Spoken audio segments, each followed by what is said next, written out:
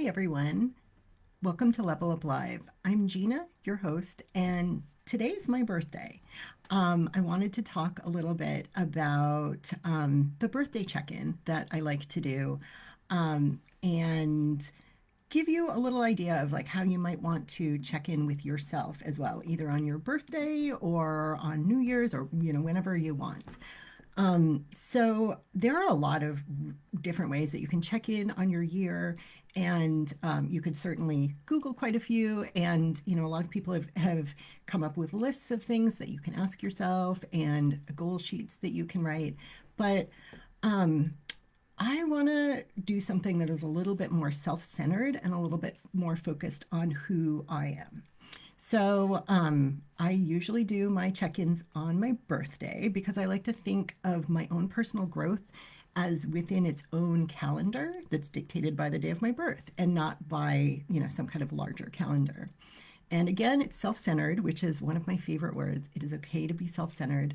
And really, in this case, it's intentional because I'm pulling myself away from the hamster wheel of life, taking a breath, and having a chat with myself before anyone's thoughts or ideas or expectations can come in.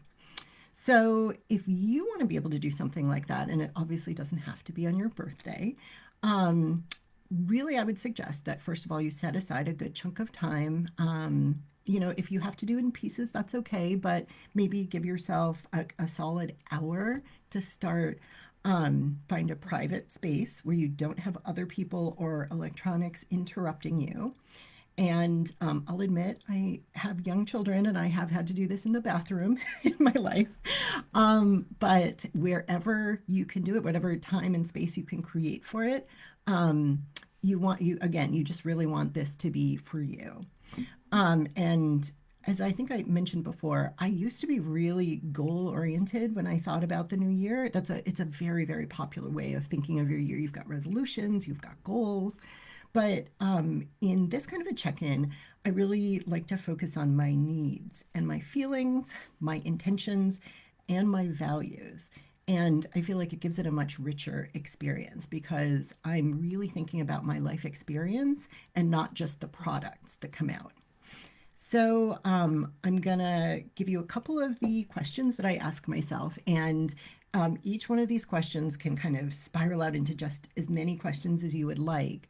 But these are all really good starts. And essentially, I'm going to do a past, present, and future kind of style for this.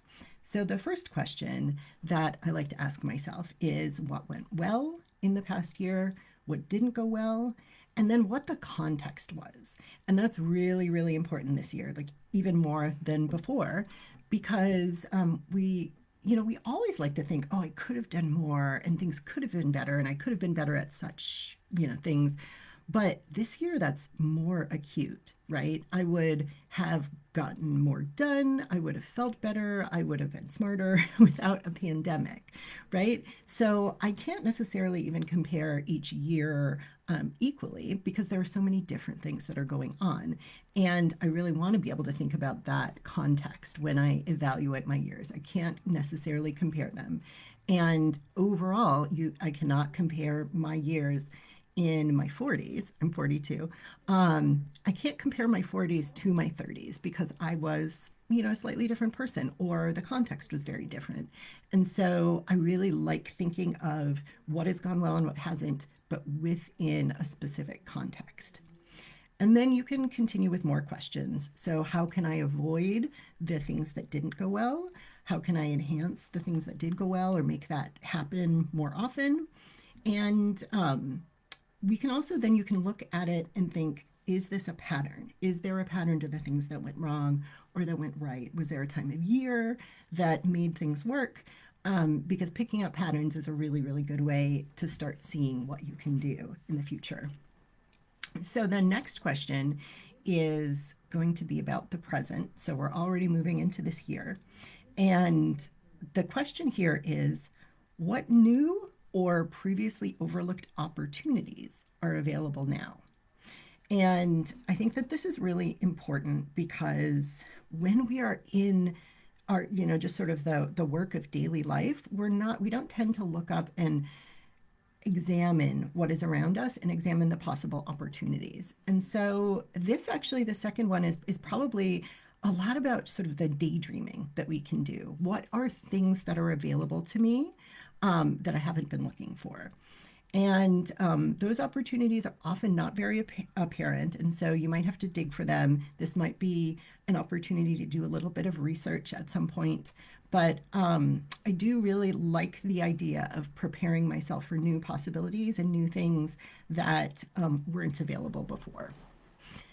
My second question for the present, because I really also really want to focus on the present more than the past. In the present, I want to think about, who or what has been essential to my life or my success or just my survival or happiness in the past year. So, what are those things that have come into your life or have always been in your life that are keeping things working?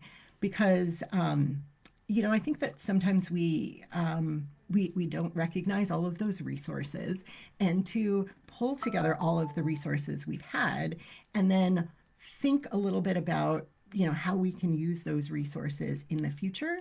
Again, I think that's very helpful because we are never ever going through this alone.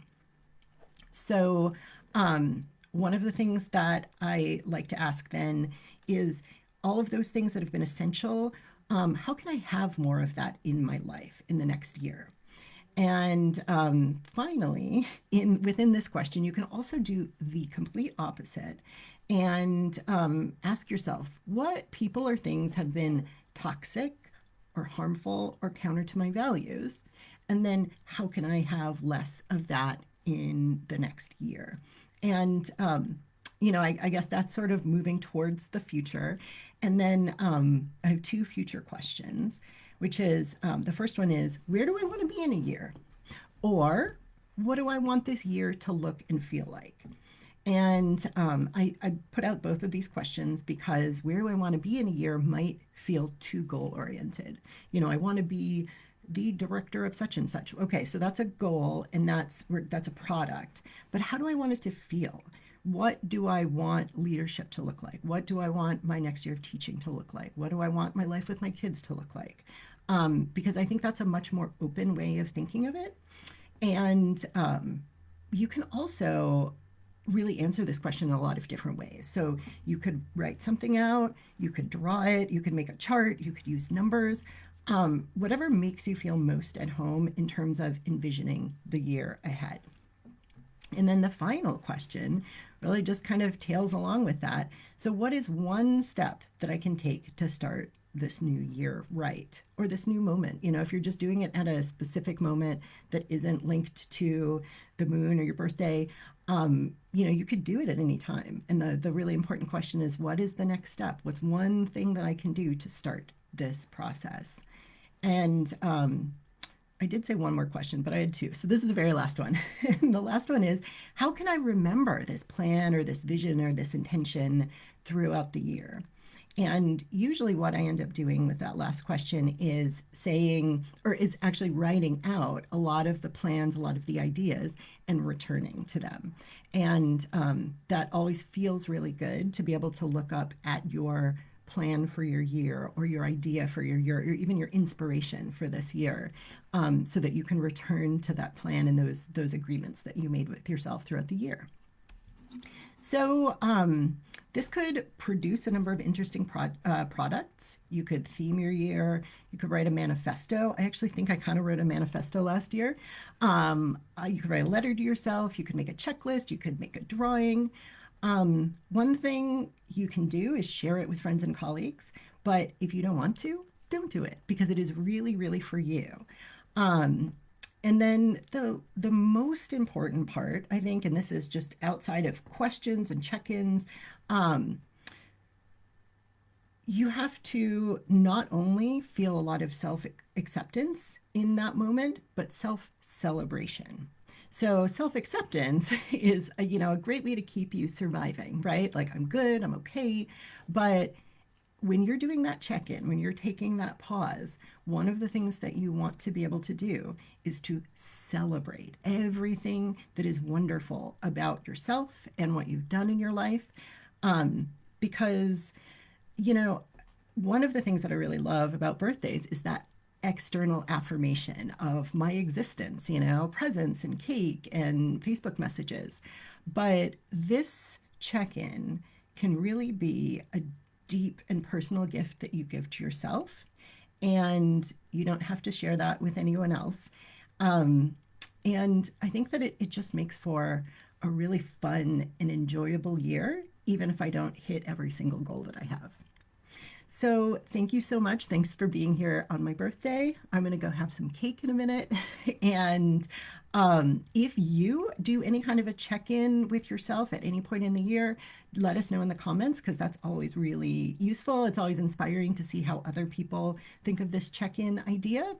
And if you're listening to this afterwards, not live, definitely use the hashtag team replay so we know when people are listening. So thank you so much and have a wonderful rest of the week and keep writing.